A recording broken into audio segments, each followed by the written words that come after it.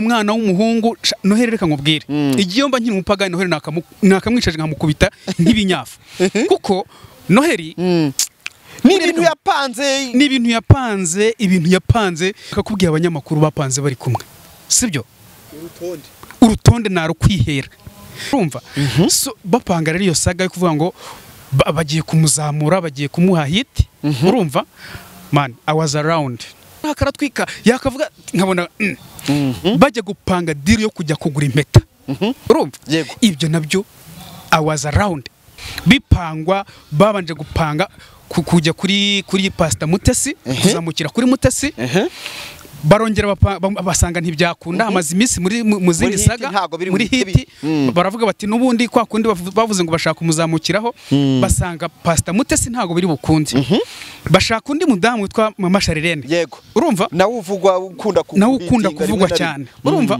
basanga wenda ntago bazakubita hababaza cyangwa se basanga ntabwo iyo hiti yabo bazayigeraho mu buryo bifuza urumva bahita bafata rero muri ya madamu Asia urumva niko kumuzamukiraho uriya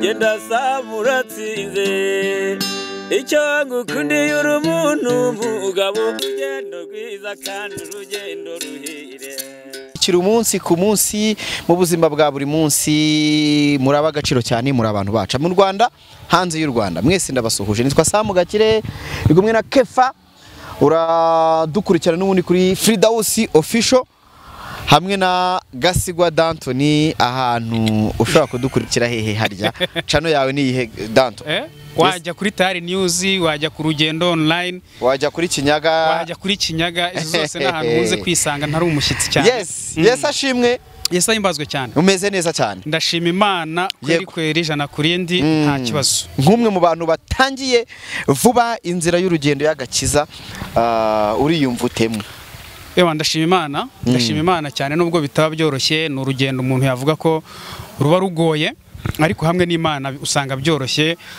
rimwe na rimwe hari igihe utera intambwe imwe ejo ukabona indi uratsikiye ariko nuvuga ngo nta kibazo muri make ntago twavuga ko ibi bintu biba biri imihanda saga z'abantu ziri muri gospel zishobora kukugusha cyangwa zikagusubiza inyuma mu rugendo urangaye gato izisaga zakugusha cyane yuko haba harimo babandi bigaragaza nyine nk'abakozi b'Imana kandi mu by'ukuri wajya no gukurikirana wajya nk'inyuma ya za kamera y'ibyo baba bateguriyeho ugasanga abantu nababeshye icyo gihe rero uri umuntu watangiye ugendera ku bantu bishobora kukugusha ngira ngo saga zo hari na benshi zigusha ariko igiye nkurikiranye abenshi kuko basanzwe mbazi ikindi ntabwo wenda kuba ndi mushya mu gakiza ariko ibyo bakora social media ndetse na media muri rusange ni ibintu sanzwemo nzi agatwiko bajya bategura rimwe na rimwe aho tunama twabo tubera kugira ngo bajye kwitunira ku bandi ibyo rero biba byoroshye cyane ko nabimenya nk'abantu jewe nkurikiye Imana ntabwo ngiye kuzamukira ku muntu cyase ntabwo ngiye kuyoborwa n'umuntu mu gakiza kanje ntangiye yego Imana ingumugisha ariko naguha umubyeyi mu gakiza mwiza umubyeyi arahari umubyeyi nyamubyeyi arahari kuko buriya umubyeyi regana mwuka wera yego iyo wamaze kwatura ukemera Yesu nk'umukiza n'umwami aguha mwuka wera akaba ari kuyobora muri byose akaba ari kugayidinga icyo gihe rero ikitwa kugushwa n'umuntu cyangwa se kuvuga ngo mwuka wera ngo niba adahari nguri shingikiriza umuntu icyo ngicyo ngifata rwose nkaho wishingikirije ni nko kubaka ku musenyi muri make kuko abantu barahinduka abantu baragwa ariko iyo wishingikirije ku mwuka wera uranakubwira ngo mu butatu butagatifu cyangwa se ubutatu bwera Imana umwana n'umwuka wera ntekereza ko umwe muri bo iyo agufasha akaboko ubasha kugera ku ntego zawe ubasha kugera aho ushaka aho wifuza kugera yes nuko ngayo nguko rero ni D'Antoni niwe tugiye kuganira ngira ngo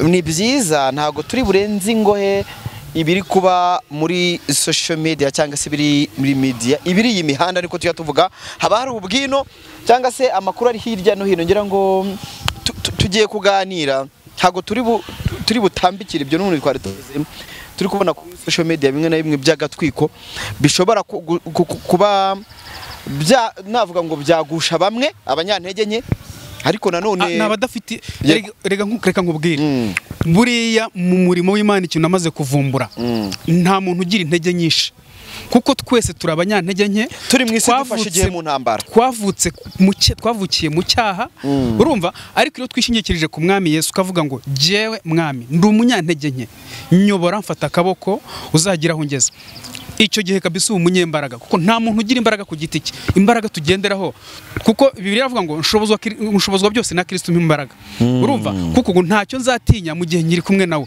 yego. Rero navuga ngo uwagwa agushijwe no kuvuga ngo ni umunyantege nke, icyo gihe n'ubundi yaba atishingikirije wa munyembaraga twiringiyeho mu ijuru. Yego, yaba atamwishingikirije. Ngira ngo urumwe mu bantu bambwiye iyi saga ubuhanuzi bwa Noheli bukizamuka, ubimbwira uri kwisekera, urambwira ati ibi ni agatwiko. Nanjye nti weretswe se nawe Imana ikweretse ko ari agatwiko? Kuko buriya iyo umuntu avuze ngo navuganye n'Imana, inshuro nyinshi burya abanyabwenge baricecekera, baravuga ati ntiyavuganye nawe mpari, sinzi ari ibiki. Abandi bazi gusesengura nabo bakabisesengura, ariko nanone nibuka ko wambwiye ati ibi ndabizi ni agatwiko, kuko babiganira ikiganiro cyo gutangira gutwika ibi bintu, nshaka kuba narindi hafi aho ndi kubyumva. Icyo kiganiro mu by'ukuri urabizi iki kintu cyitwa hiti cyangwa se kuzamuka, kuba viral, ngo uvugwe cyane cyangwa se wamamare, yego, akenshi bitegurwa mu binyoma.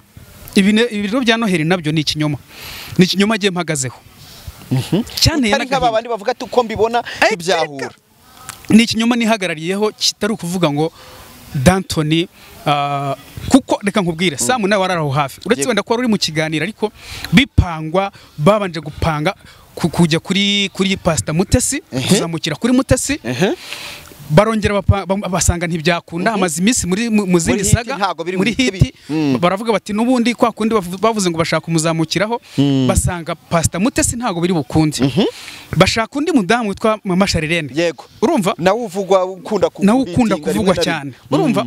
Basanga wenda ntago bazakubita hababaza, cyangwa se basanga ntabwo iyo hiti yabo bazayigeraho mu buryo bifuza, urumva.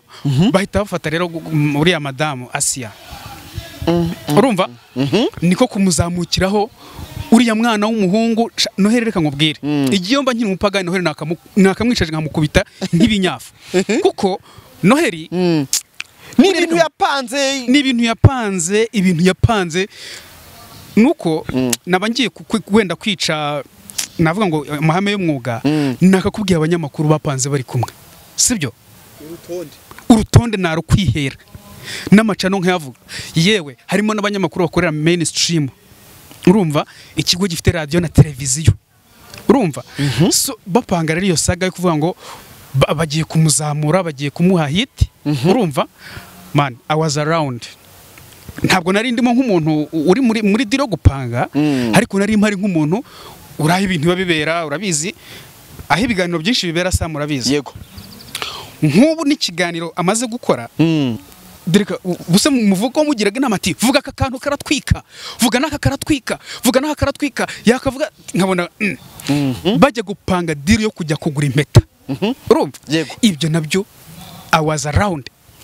None se mu kiganiro uzabona kigiye gukurikiraho, urumva, iyo mpeta ntayazerekana mu kiganiro, reka mbivuge, gisura gusohoka uyu munsi cyangwa ejo, iyo mpeta ntayo uzabona.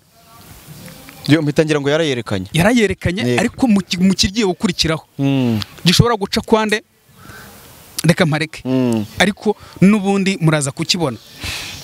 Iyo mpeta ntago uri buyibone.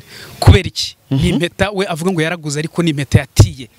Bagiye gukora ikiganiro abwira umuntu ati ntizi impeta, noneho ntwikire rimwe, ko atavuze ati noneho Imana yanyeretse Pastor madamu wa Pastor Theogene, Imana yamunyeretse, noneho yantegetse kugura impeta ye.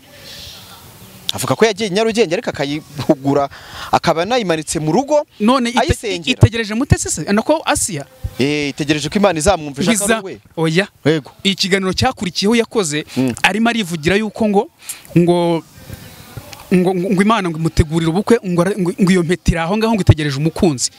Bigaragaza yuko umukunzi rero ari undi ategereje. None se mu Rwanda cyangwa se isi yose ifite abakobwa beza, yaburamo umukunzi? Ntago yamuha. Iriga uriya ntago ari umwana mubi, si umusore mubi, urumva aretse no kwiyandarika hano muri iyi social media ngo ajye kwica izina rye, yabona n'umukunzi mwiza ariko natuze areke kuyagara. Hiti ushobora kugenda ukayisitaraho ikagukobora, ejo ukubika amazuru ukisanga muri ribu nk'abandi bantu bazize hiti.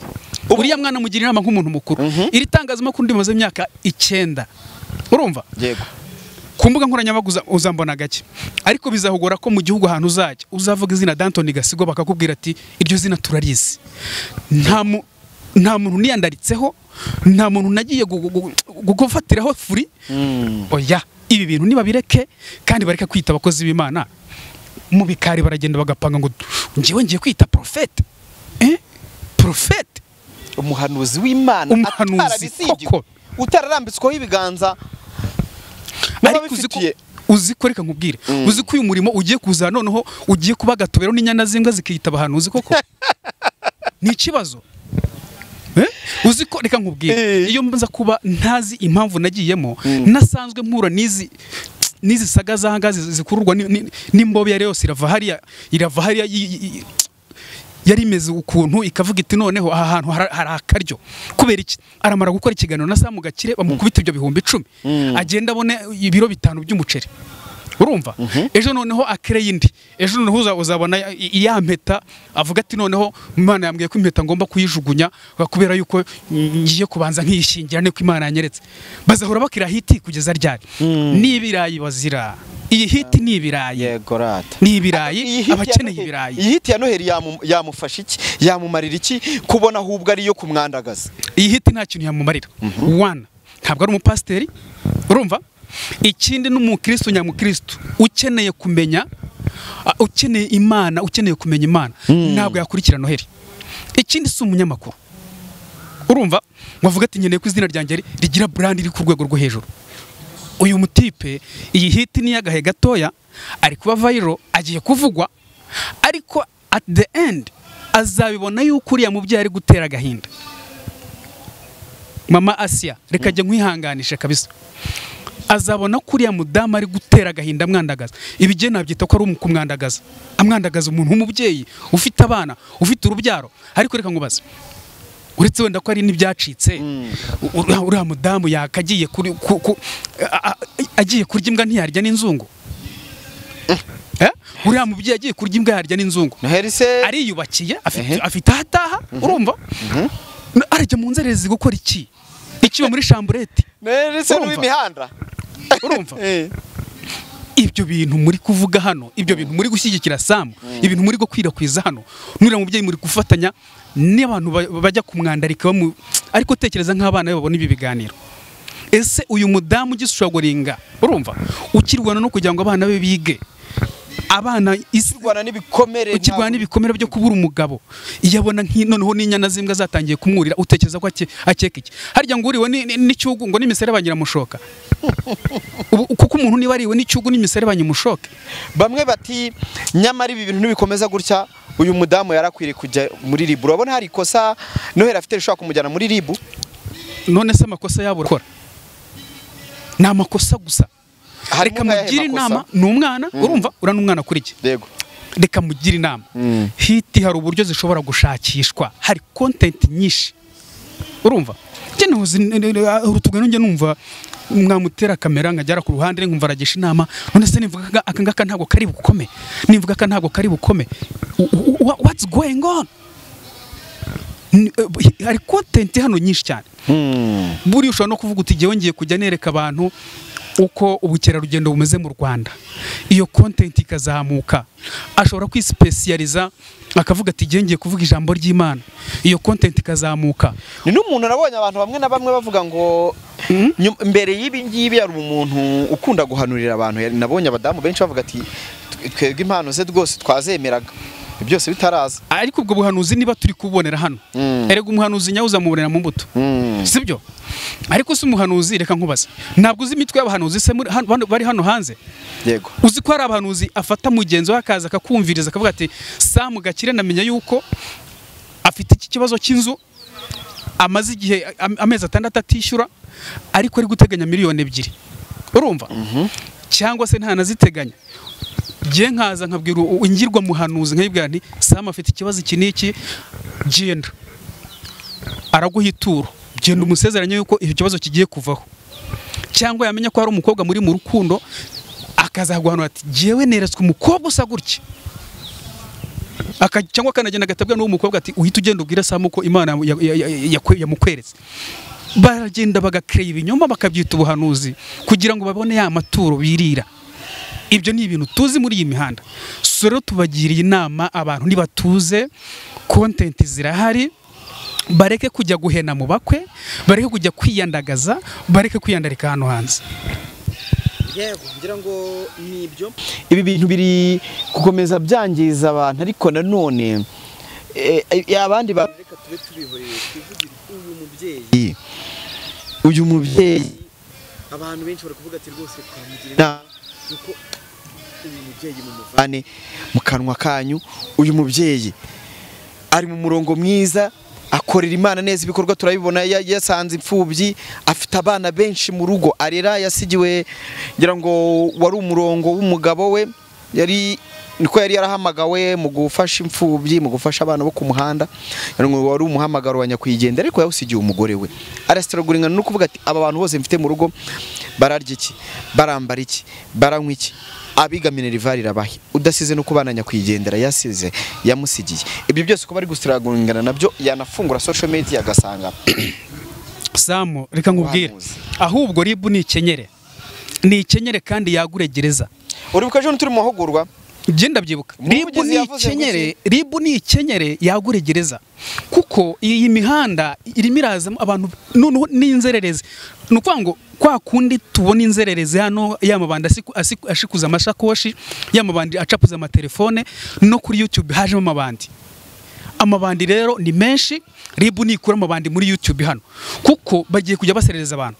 Par exemple, reka nkuzamure gatoya, nituri kwerekeza mu bihe byo kwibuka, ariko umuntu utinyuka kujya gukina n'umuntu wabuze umugabo, Madame Asia ntiyabuze umugabo, bari kumukina ku mubyimbizi isaha. Urumva uyu muntu yatinya kujya gushinyagurira umuntu wabuze uwe muri jenoside? Ibi bintu nibikomeza gutya abantu bazashyokerwa, ajye agenda yurira umuntu amuserereze batanangana, badahuje. Urumva amwurira uko abonye, ejo bazisanga bari no kurira n'abayobozi b'igihugu. Ejo umuntu kubera iki bahawe rugari ngo n'ubwisanzure bw'ibitekerezo. Aya mabanda ari ku mihanda, ribu ni yadukurira ku muhanda. Iyi mihanda ribu ni kubure, tugira imihanda isukuye, abanyarwanda babone content nziza, babone content nzima, kuko ibi ni ukwiyandarika n'umwanda. Urasubira rero muri bwa buvugizi bwawe, urasubira muri bwa buvugizi bwawe, biratuma nsubira kuko umenyere nk'umwe mu banyamakuru rwose batinyuka gukora zivugira abantu nk'uko umurongo w'itangazamakuru n'ubundi ngira ngo ni nkaho navuga ngo niko kazi ku umunyamakuru itangazamakuru harimo ubuvugizi, information, advocacy and entertaining. Byose biba biri mu entertaining, information, no gutangaza amakuru. Harimo mu gutangaza amakuru harimo byinshi, harimo kwispecialize mu bice bitandukanye. Hari abanyamakuru ba politike, hari abanyamakuru bakora advocacy, hari abubukungu, hari n'iki. So rero birakwiye ko reka wamugani inkuru nyikore mu buryo bw'ubuvugizi, reka je mvuganira aba bantu bari kugenda buhurirwa n'inzererezi ku mihanda. Ngo amagabo noneho ubwo bwashize baravuze ngo bataye amabyi wawe, ubundi baragukubise, noneho iyi ikora ni nabi imihanda. Ab'imihanda ntawe uzankoraho kuko nta muntu uzankoraho, ko ntekereza ko ibyo mba mvuga no bababizi. Ese buretse ntari nibuka bwashize uhura, reka nongere nkugarukeho nawe ngira ngo tuvuze ku buvugizi. Wabonye ubutabera? Sofa ubutabera ntabwo ndabubona, ariko mperutse no kuri ribu, ndi kubaza aho dosiye yanjye igeze, bari kumbwira, ariko ndumva iki kintu twaranakiganiriyeho, bari kumbwira ngo babuze suspect, ngo niki. Reka nkomeze mbahigihe amezi 6 aruzuye, reka nkomeze mbahigihe, buriya bafite impamvu, bafite n'ibyo barimo gutekereza. Bavuze kuko ukeka ngira ngo wavuze keka umuntu bita Nzizera Aimable bitewe n'inkuru wari uri gukurikirana. Ya ibyo narabivuze Nzizera Aimable niwe naketse mu biganiro nagiye nkora kuri mugabo ashaka ko batinyitse. Mugabo nta kintu na kimwe aratinyitse kuko hari amadosiye yagiye avugwamo. By the way, amadosiye yagiye avugwamo ni menshi, ari n'amadosiye mu ushobora kuzumva no mu minsi iri imbere, noneho ateye n'ubwoba. Apana biriya byo kuba ngo yarariganyije amabanke, ngo yarariganyije abaturage, yarambuye abantu. Hari n'amadosiye noneho nagiye numva nkurikira, hari n'inkuru nagiye nsoma nanjye, ariko zo biteye n'agahinda binini se. Ni ibidosiye binini cyane, ariko samureka nguha urugero. Nk'ubu uzi uramutse wewe wibonye mu rutonde rw'abantu bashobora kuba bagira uruhare mu kuba bagerageza kweza umuntu wakoze jenoside, ukamukuraho icyaha, umuntu ukaba wamufasha ibishoboka byose ku buryo agera ku rwego rwo gufungurwa hakoreshejwe amafaranga. Of course, urumva hakoreshejwe amafaranga. Urumva icyo kintu ukuntu cyaba kiremereye. Ibyo bintu biramutse ari byo, urumva hari inkuru zagiye zivugwa, hari inkuru zagiye zandikwa, urumva ababikeneye baze kumbwira mbahe link. Noneho nko mu gihe tugezemo uyu mwaka wa 30 jenoside irangiye, utekereze ukuntu ibyo bintu byaba ari amahano. Nk'ubu turacyafite mu burasirazuba, ejo nahoze numvamo ahantu hari imibiri, urumva hari imibiri batazi irengero ryayo, abantu bari baraho bari batuye, urumva harimo imiryango yari hatuye yahiciwe bayizi, ariko umuntu akaba atatinyuka akagenda akaba yo kubakira hejuru y'inzu, mini hejuru y'icyobo kirimo imibiri y'abantu. Urumva ibyo bintu ukuntu ari amahano. Wenda simvuze ngo Nzizera abo ni bamwe muri ba bantu ngira ngo hari abantu bafunze bazira jenoside yakorewe abatutsi, banze gutanga amakuru. Hari abanze gutanga amakuru, ariko hari abafunze, sibyo? Hari n'abayatanze. Yego. Urumva biragoye rero uyu munsi niba tugifite abantu nk'abo. Hari inkuru nasomye ejo bundi, umuntu yarakanyoreje ambwira ati wowe uravuga ngo warakubiswe, anyoherereza inkuru nza kubonamo iryo zina. Ubonamo reka ndeke kurivuga. Mbonamo iryo zina ngira ubwoba, ndavuga ni byaba binakomeye binatangaje kubona ku myaka 30 igiye ishize jenoside yakorewe abatutsi ihagaritswe, hakaba hakiri abantu bashobora gufata umuntu uzi neza ko yakoze iki cyaha kitanasaza, icyaha ndengakamere nk'iki, akaba yagerageza kumweza mu buryo bumwe cyangwa ubundi. Ibyo bintu turamutse dufitemo aba bantu mu gihugu, twaba dufitemo umwanda uteye n'ubwoba. Kuko reka nkubwire Sam, buriya hari abantu batazi uburemere bwa jenoside. Ariko ngira ngo umunyarwanda se, hari abantu batazi uburemere bwa jenoside. Imyaka 30 ikabishize, none se twibuka buri mwaka hagiye habaho ngira ngo gahunda y'ubumwe n'ubwiyunge, ngira ngo mu bintu biti nkiko gacaca. Umunyarwanda utabizi ko n'abana bato bagiye babyigishwa. Abana barahari, ariko hari abantu bamize ingenga bitekerezo yo kumashyiga na n'uyu munsi bataha agaciro, batumva neza uburyane bw'ikintu cyitwa jenoside. Utekereze, urumva niba uyu munsi uwo muntu ashobora gukavaringa umuntu nk'uwo, wumva uburemere bwa buhari. Utekereze nk'umwana, urumva wabuze ababyeyi be, urumva akaba ageze imyaka 30, atazi se, atazi nyina, atazi nyirakuru, atazi A, atazi B, atazi C. Urumva urambwira ngo aramutse agufashe cyangwa akumvise urimo kugerageza gukora amabara nkayo ngayo, urumva ako gahinda umutera nakaye, umupfakazi, urumva wagize ingaruka na jenoside, imfubyi, noneho hari n'imiryango yazimye burundu. Urambwira ngo uyu munsi ufashe umuntu ugiye kumweza. Sam, harimo ibintu yobaje. Jewe nifuza ko leta yagerageza igashyiramo imbaraga muri aba bantu.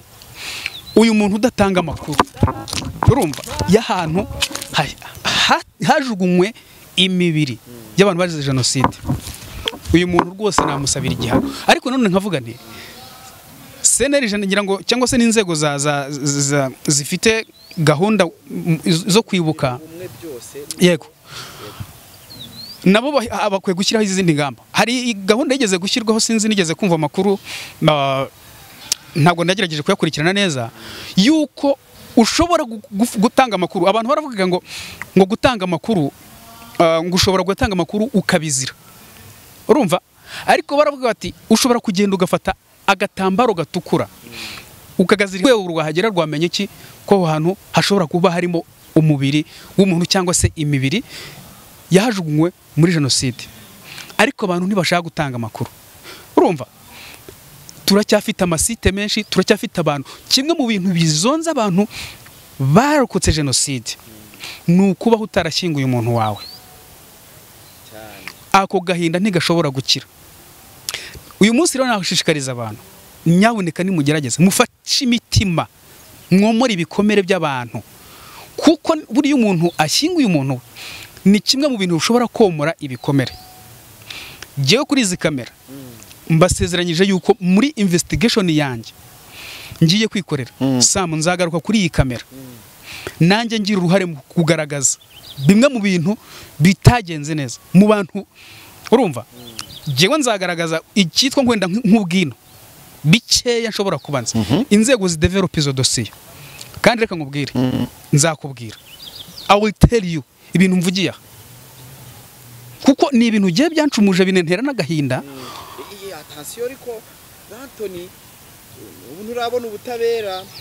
Ibyanjye tube tubiretse ntacyo bitwaye. Erega reka nkubwire Sam, ubutabera habaho ubutabera, nubwo bavuga ngo a delayed justice is a denied justice. Ubutabera butazi igihe ntabwo ari ubutabera. Ubwo si ubutabera bwuzuye, sindabubona, wenda baracyari muri investigation. Ariko nanjye ntibyambuza noneho gukora ibindi. Ubwo so uramutse wongeye kubona indi nkuru, n'urugero kuri Nzizera nakora nayikora ahubwo nishimye. Reka ngubwire, uriya ntabwo ari Imana, urumva. Uriya si Imana, reka mbisubiremo. Uriya ni umuntu uva amaraso, urumva. Reka ngubwire bro,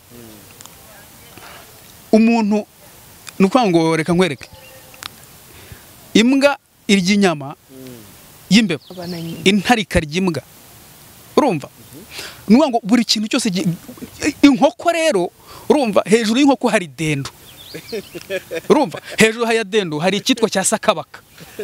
Ibyo rero kuvuga ngo Nzizera ndamutinya, bro, nzamwubaha nk'umuntu, nzirengagiza icyitwa kwinjirira ubutabera, uburenganzira bwe, kuko mu bintu nzi icyitwa uburenganzira bw'umuntu aho burangirira naho ubwundi butangirira.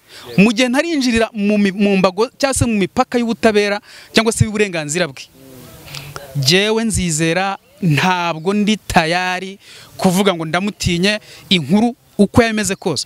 Uretse na Nzizera, nubwo yaba ari ministre runaka, nkamenya amakosa ye, ndi gukora investigation noneho ya danger. Mbabarira sindakubwira ibyo ndi gukora investigation. Ariko abizazanamo, bro, jewe ntabwo bamfite, sibyo. Abe ministre, abende D'Anthony Gasigwa, nabaye umunyamakuru w'ubuvugizi, nzakomeza mbukore, kuko ntabwo nzihangana kubona amafuti, sibyo. Rubanda rurengana bro, kuvuga ngo Nzizera ni umunyamafaranga, atunze miliyari 3 se nirutazigeraho mu gihe ugihumeka, urumva. Kandi amafaranga ni nk'umushyitsi, aragusura uyu munsi, ahora ahinduranya intebe bro. Amafaranga araza uyu munsi akicara kuri uyu mwanya, akicara kuri iyi ntebe, ejo akicara kuri iyi. Uwari umwami agahinduka umwarimu, urumva. Yari indege igahinduka ingorofani. So rero ntitukitwaza amafaranga kuko twagira abantu turenganya. Uyu munsi ibintu mbivuze mbabaye, investigation ndi gukora Bill Hamin n'inzego zihari zizabimfashemo. icyo kintu ndakikubwiye. Imana izabigufashemo umuhungu wanjye ntibongere kugukomeretsa kuko njyewe mba ngufitiye ubwoba. Uyu bwoba reka nkubwire, uramutse ufite ubwoba reka nkubwire ntabwo uzaba kuri iyi si, kandi uramutse ufite ubwoba ntabwo uzakora. Erega mfite ikinyiro cyo kubugira kubera ko ibyakubayeho bya mbere warakubiswe. Ibyo ego bongera basirama amazi iwawe ku nzu, ibyo si kabiri ntabwo urarenganura. Ibyo tubyihorere, wenda wasanga n'izo mbaraga ze zirimo. Why not? Wasanga nazo zirimo. Kubutari warenganura. Yes. Wasanga izo mbaraga ze zirimo. None se wabibwirwa n'iki? Kuba ntarabona ubutabera zishobora kuba zirimo cyangwa se zitanarimo, hari ibindi bakirimo ku investigating. Kuko iperereza uko barikora ntago mbizi. Ntabwo jewe nshinzwe iperereza. Nakora investigative journalism, ariko ntabwo gende ndi umukora investigator. Nta nubwo nanabyiza, sinzi uko barikora. Sinzi n'igihe rishobora kuba risaba. Wenda hari nirimo imyaka 5 ejo bundi ibyaha bikazagira gute, bikazagwira cyangwa umuntu akagwa ku cyaha cyane no kwimenyetso simusiga. Ikintu ndibuze kubwira abantu banje nuko uri buze kubaha nimero zawe, kubera ko ubwo nimba wiyemeje gukora urakora ubuvugizi nta mupaka. Abantu bakeneye ubuvugizi, abantu bakeneye inkuru, guha Danton amakuru, baza gushyira nimero yawe hejuru baguhamagara. Ewan mu mpamagare je nta muntu ntinya, yewe icyo nakubaha dore jewe ahantu nta kubahuka. Bura n'umusaza atinya nyina. Jewe Danton inzego zifite inkuru iri bukomeretse ubuzima bw'igihugu, iyo sinayikora. Ariko inkuru igomba gukiza ubuzima bw'igihugu nayikora. Gufata ikibi nkagikura muri society, jewe icyo ngicyo narakirahiriye, naragisinyiye, nzabikora kandi sinzahagarara. Danton reka ngushimire cyane, ubusobanuro bwiza uduhaye ari byo tukubajije. Haba ari ikibazo cyaho ibyawe bigeze, haba ni nayo makuru wari kuduha kubiri kuvuga kuri no mihanda. Ngira ngo reka dusoreza ko nubundi imikoro turacyari kumwe, tuzakomeza kubwira abantu ibyo ari byose. Ayo makuru ufite nanjye nyafitiye amashushu, nze rwose ni ibintu nanjye nemeye ko mu bushishozi bwawe tuzakorana ikiganiro n'ubundi bigeze ku banyarwanda, bishungururire nabo babishyire ku meza, biyumvire wendamo ibizima cyangwa se ibigomba kubafasha. Buriya mu nkuru buri muntu wese areba. Erega reka nkubwire impamvu ngewe nshishikajwe n'iyi dosiye yo kwinvestigatinga kuri aba bantu. Icyambere, ibi bibazo bikiri mu bantu bahisha amakuru kubijyanye n'ahantu hari imibiri yabaze jenoside, abantu bagira uruhare mu guhishira abantu bakoze jenoside.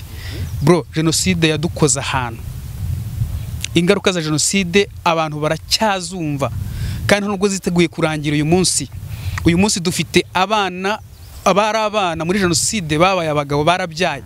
Umwana arakubaza ati papa yitwaga nde, wowe papa wawe yitwa nde, ukabura icyo usubiza. Sogokuru yitwa nde, ese nta nyogosenge ugira? Urumva ubona wazabyara, urumva avuga ati nyogokuruza yitwaga nde, bya bisekuru twigwa tuvuga ndi runaka runaka. Urumva hari abatabizi, hari abatazi amazina y'ababyaye. Urumva utari umunyarwanda ushyira mu gaciro, urumva uri umunyarwanda ushyira mu gaciro, ukumva ko ugomba ayo mateka kujya kuyazinzika, ukajya kuyapfubya gute se? Gute ko abantu batagira n'isoni? Reka dusoreza aha ngaha. Nuwagira icyo aturusha, jewe iyi nimero ndayibahaye. Unuwagira icyo ashaka kumfasha muri izo nkuru, ahantu yabaze ni 079 259 439 5.